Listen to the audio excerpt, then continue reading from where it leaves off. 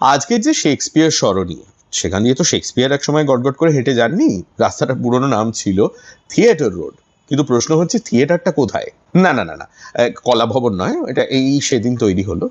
যে থিয়েটারটার কথা হচ্ছে সেটা একসময় ছিল আজকে থিয়েটার রোড আর লর্ড সিনহা রোডের মোড়ে। দেখতে ছিল এই রকম।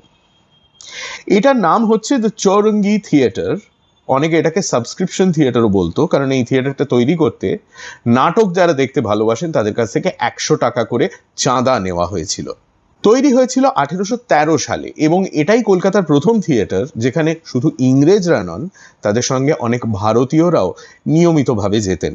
তাদের মধ্যে ছিলেন দ্বারকানাথ ঠাকুর এবং শোভাবাজার রাজবাড়ির রাজা রাধাকান্ত দেব।